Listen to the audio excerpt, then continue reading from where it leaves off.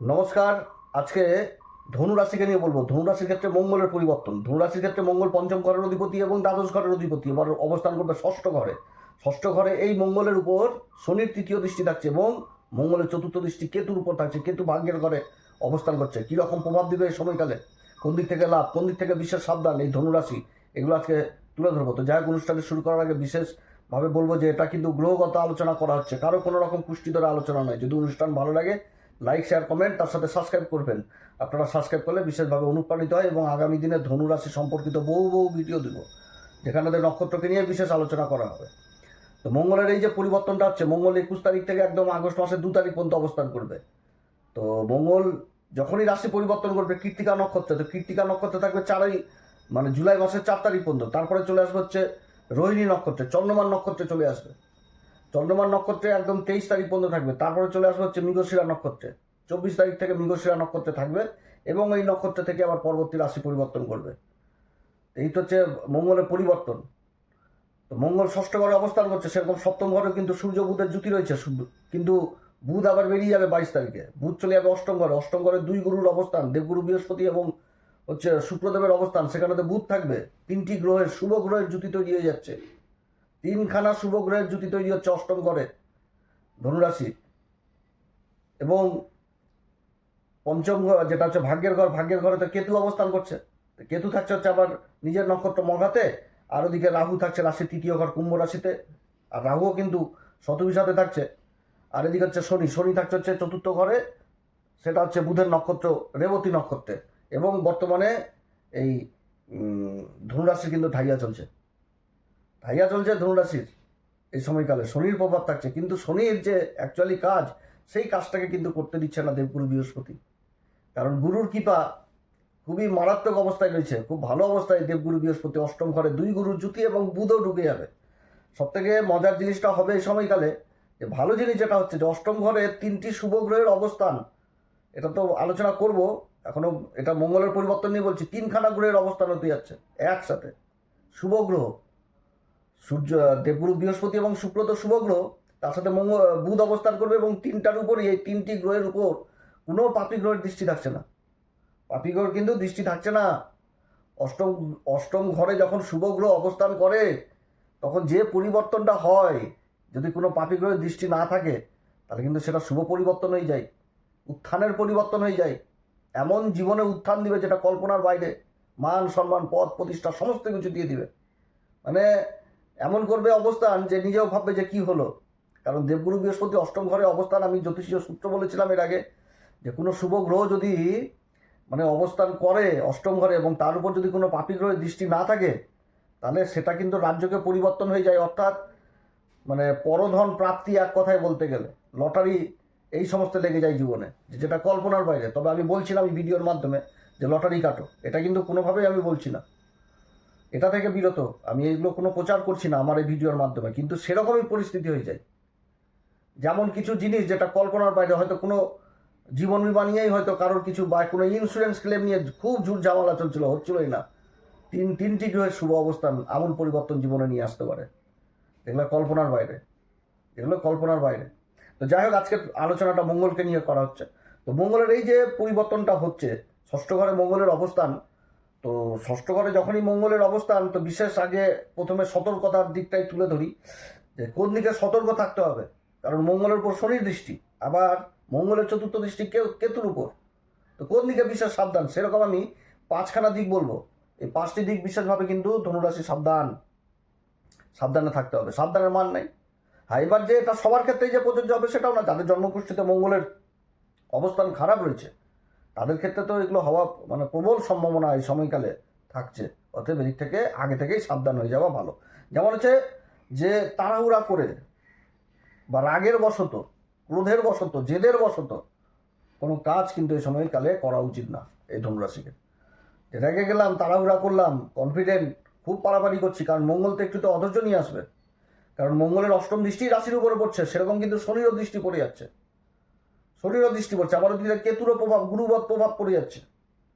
কেতুর তো দৃষ্টি নাই, কিন্তু গুরু দৃষ্টি পেয়ে যাচ্ছে। তো কেতুর উপর তো আবার মঙ্গলেরও দৃষ্টি থাকছে।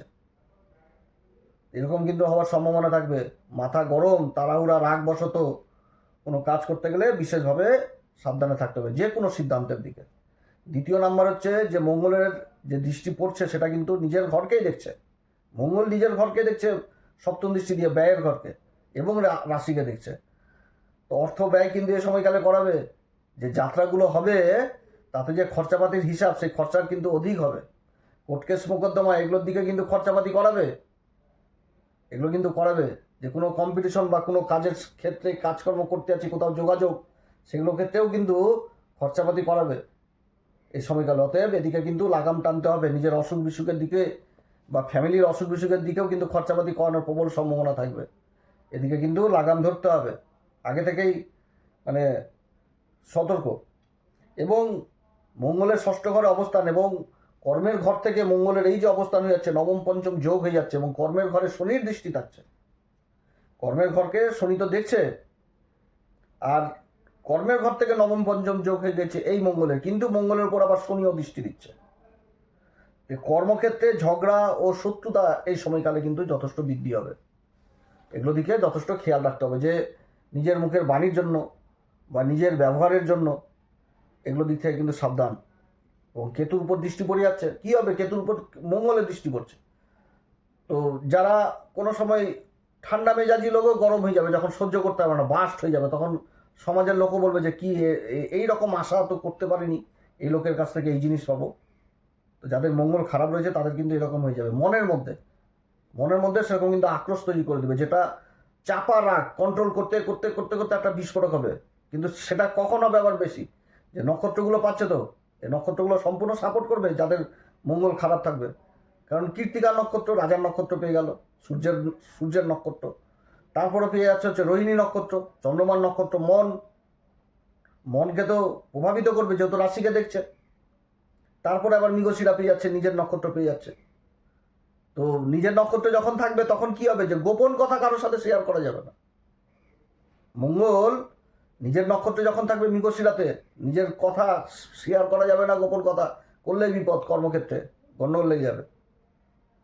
বিশ্বাস, কারোর উপর বেশি বিশ্বাস, অন্ধবিশ্বাস করা যাবে না, তো হাত তুলে দাঁড়িয়ে যাবে। মঙ্গলের এই পরিবর্তনে বিশ্বাসঘাতকতা করে দিবে এই মৃগশিরা নক্ষত্রে।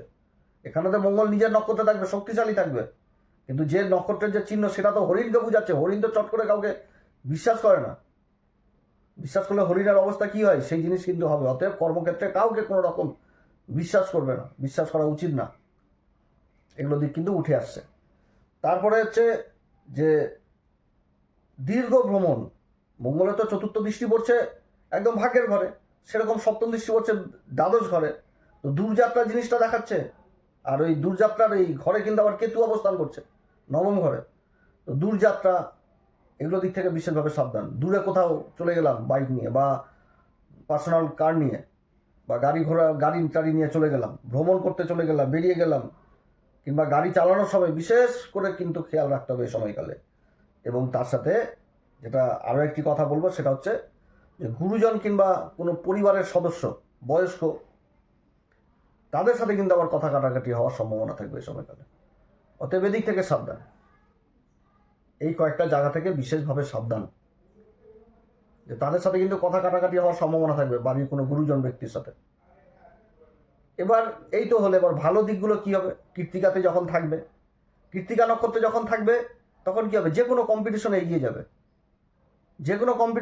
যাবে, কাজকর্ম কিন্তু যথেষ্ট ভালো হবে। কিন্তু প্ল্যান মাফিক করতে হবে, যোজনা ভিত্তিতে করতে হবে, আগে থেকে পরিকল্পনা মাফিক কাজ করতে হবে যখন কৃত্তিকাতে থাকবে। কারণ রাজার নক্ষত্রে মঙ্গল শত্রুদের ঘরে থাকছে, অতএব পরিকল্পনা মাফিক কিন্তু চলতে হবে, তাহলে বিজয় হাসিল। যে কোনো দিক থেকে, যে কোনো কম্পিটিশনে, প্রশাসন লেভেলে, ডিফেন্স লাইনে যথেষ্ট কিন্তু লাভদায়ক পরিবেশ তৈরি হবে, কর্মক্ষেত্রে উন্নতি, যাদের মঙ্গলের অবস্থান ভালো এবং এই নক্ষত্র অবস্থান। দ্বিতীয় নাম্বার হচ্ছে যখন রোহিণীতে থাকবে, রোহিণী নক্ষত্রে যখন থাকবে তখন কর্মক্ষেত্রে মানে প্রভাব বিস্তার যথেষ্ট বৃদ্ধি পাবে এই রোহিণীতেও। কারণ দেবগুরু বৃহস্পতি কিন্তু উচ্চ অবস্থায় ওই কর্কট রাশিতে অষ্টম ঘরে অবস্থান করছে। যেরকম পরিবর্তন হবে সেরকম এগিয়ে চলার প্রবৃত্তি থাকবে, কর্মক্ষেত্রে আকর্ষণ জিনিসটা থাকবে, নিজের কথাকে সবার সামনে তুলতে পারবে এবং দিশা জিনিসটা পেয়ে যাওয়া সেটাও কিন্তু পাবে। যে কোথাও ভালো দিক পেয়ে গেল কাজের, সেই দিকে এগিয়ে চলো, সেই জিনিসগুলো হবে। বিদেশ যাত্রা হবে, বিদেশ সম্পর্কিত কাজগুলো হবে, ইম্পোর্ট এক্সপোর্টের কাজের সাথে যারা যুক্ত রয়েছে সেই কাজগুলো হবে। এবং শিক্ষার জায়গাটাও গভীরভাবে উঠে আসছে এই সময়কালে। শিক্ষার জন্য বিদেশ ভ্রমণ হবে, স্বপ্ন পূরণ হবে, এগুলো জিনিস কিন্তু বোঝাচ্ছে। কিন্তু এরও যে মাইনাস দিক তো তুলে ধরলামই, যে কীরকম অসুবিধা হতে পারে। যে রোহিণীতে যখন থাকবে, রোহিণীতে থাকলে আরও একটি দিক উঠে আসছে, সেটা হচ্ছে কি যে মানসিক উদ্বেগ থাকবে, টেনশন থাকবে, এবং তার সাথে থাকবে হচ্ছে হতাশা। কারণ শনি দৃষ্টি দিচ্ছে, তো চতুর্থ কর্মের ঘরে দৃষ্টি থাকছে, তো রেবতী নক্ষত্রেই থেকে শনির দৃষ্টিটা পড়ছে কর্মের ঘরে। কিন্তু এখানে তো মনকে প্রভাবিত করবে, যে আমার এখনই চাই, কেন হচ্ছে না, কেন পাবো না আমি। যখনই স্বাভাবিক এই জিনিসগুলো যখন হবে না, বা খুব তাড়াহুড়ো চটজলদি চাই, এই জিনিসগুলো যখন হবে না, তখন কিন্তু মনের মধ্যে হতাশা, ক্রোধ এগুলো কিন্তু জন্মাবে। অতএব এগুলো দিক থেকে বিশেষভাবে সাবধান, ধৈর্য ধরে কাজ করতে হবে প্ল্যান মাফিক। এই নক্ষত্রও কিন্তু এইভাবে কাজ করতে হবে। এবং এরপরে যখন আবার মৃগশিরা নক্ষত্রে চলে আসবে, মৃগশিরা নক্ষত্রে নিজের নক্ষত্রে অবস্থান করবে, এই অবস্থানও ভালো, যথেষ্ট কর্মে উন্নতি থাকবে, এগিয়ে চলার প্রবৃত্তি থাকবে। হরিণ কি বনে যেরকম শোভা পায় হরিণ, সেরকম কর্মক্ষেত্রে নিজের প্রতিভা, নিজের গুণ এগুলো চারিদিকে ছড়াবে, যে কোনো কম্পিটিশনে এগিয়ে থাকবে, যে কোনো কম্পিটিশন। শিক্ষাক্ষেত্রে বিশেষভাবে উন্নতি থাকবে, প্রমোশন আদি এগুলো কিন্তু পাওয়ার প্রবল সম্ভাবনা থাকবে, কর্মসূত্রে বিদেশ যাত্রা হওয়ার প্রবল সম্ভাবনা থাকবে। এখানে তো শিক্ষা জিনিসটা উঠে আসছে, যারা ভেষজ নিয়ে কাজকর্ম করছেন সেগুলো জিনিস উঠে আসছে, পরিবেশবিদ্যার উপর যারা জ্ঞান অর্জন করছেন সেই জিনিসগুলো উঠে আসছে, যারা রক্ত নিয়ে গবেষণা করছেন সেই জিনিসগুলো উঠে আসছে, উচ্চশিক্ষা উঠে আসছে, যারা টেকনিক্যাল লাইনে রয়েছেন, যেগুলোতে মানে ক্ষুদ্র থেকে ক্ষুদ্র যন্ত্রাংশের কাজ হয়, সেগুলো কাজে কিন্তু বিশেষভাবে উন্নতি। যে কোনো ওই রকমই ইঞ্জিনিয়ারিং নিয়ে পড়াশোনা করছে, যে কেউ হয়তো এসির কোনো পার্টস যেগুলো চলছে বর্তমান সময়ে, যে মোবাইলের পার্টসের উপরই কেউ গবেষণা করছে বা সেরকম কিছু বানাচ্ছে, বা অটোমোবাইলে কোনো গাড়ির পার্টসের কাজের সাথে যুক্ত রয়েছে, বা টিভির যেগুলো চলছে টেলিভিশন সেগুলোর পার্টসের কাজের সাথে যারা যুক্ত রয়েছে, এরকম ছোট ছোট যে সমস্ত যন্ত্রাংশ, কোনো ভারী কোনো ম্যানুফ্যাকচার কাজ হচ্ছে, তার সেখানটাতে যারা পার্টসের কাজের সাথে যুক্ত রয়েছে, সেই রকম কাজগুলোতে বিশেষ উন্নতি। টেকনিক্যাল কাজগুলোতে ক্ষুদ্র ক্ষুদ্র যেখানটাতে যন্ত্রাংশের কাজ হচ্ছে, এই সমস্ত যারা গবেষণা করছেন, পড়াশোনা করছেন, তাদের জন্য যথেষ্ট ভালো অবস্থান, একটা খুবই ভালো অবস্থান। কারণ এই মৃগশিরা নক্ষত্রের এই যেটা বললাম এর চিহ্নই হচ্ছে হরিণ। তো হরিণ নিজের নাভির মানে কস্তুরী, যেটা তো কস্তুরী গন্ধ কিন্তু পাগল এবং খুঁজে বেড়ায় যে কোথা থেকে গন্ধটা আসছে। তো সেরকম খোঁজ প্রকৃতির ছোট ছোট পার্স, মঙ্গল কেতুর উপর দৃষ্টি করছে, ভাগ্যের ঘরে উচ্চশিক্ষা, এগুলো দিক থেকে যারা যুক্ত রয়েছে তাদের বিশেষভাবে উন্নতি এই সময়কালে, বা এই সমস্ত কর্মের সাথে যারা যুক্ত রয়েছেন প্রত্যক্ষ পরোক্ষভাবে, সেগুলো জায়গাতে বিশেষ উন্নতি কিন্তু দেখাচ্ছে। কিন্তু মৃগশিরা নক্ষত্রের মাইনাস দিক যেটা তুলে ধরলাম, যে বিশ্বাস নয়, যতই করো বিশ্বাস করা চলবে না। দায়িত্ব নিতে গেলে কিন্তু সাবধান। অন্ধবিশ্বাস, চোখ বন্ধ করে বিশ্বাস করে বলতে পারি, মানে বিশ্বাসঘাতকতা হওয়ার প্রবল থেকে প্রবল সম্ভাবনা থাকবে। এই জায়গাটা সবসময় ভেবেচিন্তে কাজ করতে হবে এই ধনুরাশি ক্ষেত্রে। কোন উপাচার করবে? প্রত্যেকদিন হনুমান চল্লিশা, বজরংবাণ, শ্রীরাম সীতা প্রণাম মন্ত্র সহকারে পাঠ করো। মঙ্গলবার করে বজরংবলীকে সিঁদুর দান করো। শনি ঢাইয়া চলছে, কর্মের ঘরে দৃষ্টি, রাশির উপর দৃষ্টি। যে নক্ষত্র অবস্থান করছে রেবতী নক্ষত্রে, যা ত্রিমূর্তির কথা বলেছে ভোলে বাবা, তো ভোলে বাবার অভিষেক করো, মহামৃত্যুঞ্জয় মন্ত্র পাঠ করো। দেবগুরু বৃহস্পতি রাশির অধিপতি কর্কট রাশিতে অবস্থান করছে। কর্কট রাশিকে বলা হচ্ছে পরিশুদ্ধ জল, যে জল পান করে জীবন ধারণ করা হয়। অতএব কর্মের ঘরে যে প্রভাব থাকছে, তো যার জন্য আরও একটি ভালো উপাচার দিয়ে দিচ্ছি এই সময়কালে, সেটা হচ্ছে নন্দীকে বেশি করে জল খাওয়াও কিংবা ফল খাওয়াও। বাধা যত রকম আছে সব দূর করাবে নন্দী, যথেষ্ট ভালো অবস্থান হতে যাচ্ছে। তো এইগুলো দিক থেকে হ্যাঁ, তবে ধনুরাশির যে গ্রহদের স্ট্রাকচার, সব থেকে ভালো খেলা খেলবেই এখন এই সময়কাল হচ্ছে দেবগুরু বৃহস্পতি। উচ্চ তো দেবগুরু বৃহস্পতি উচ্চ হয়ে গেছে, এবং যে নক্ষত্র পুষ্যা নক্ষত্রের পরে তো অশ্লের সাথে আসবে, সরস্বতী পুত্র হয়ে যাবে এক কথায় বলতে গেলে শিক্ষার্থীদের, যাদের এরকম যোগ রয়েছে। মানে গভীর জ্ঞান, গভীর থেকে গভীর জ্ঞান, জ্ঞানী গুণী ব্যক্তি হবে। শিক্ষার জায়গা চরম খুব ভালো জায়গায় উঠে আসছে এই ধনুরাশি ক্ষেত্রে। যাই হোক অনেক কথা আলোচনা করলাম। যদি অনুষ্ঠান ভালো লাগে তাহলে লাইক, শেয়ার, কমেন্ট, তার সাথে সাবস্ক্রাইব অবশ্যই করবেন। যদি বিশেষ ভালো লাগে তাহলে সুপার থ্যাঙ্কস দেবেন। এই ভিডিওর মাধ্যমে সৈকত মণ্ডল নামে এক দর্শক বন্ধু সুপার থ্যাঙ্কস দিয়েছেন, তাকে অশেষ ধন্যবাদ জ্ঞাপন করছি। আপনারা সবাই ভালো থাকেন। নমস্কার, ধন্যবাদ।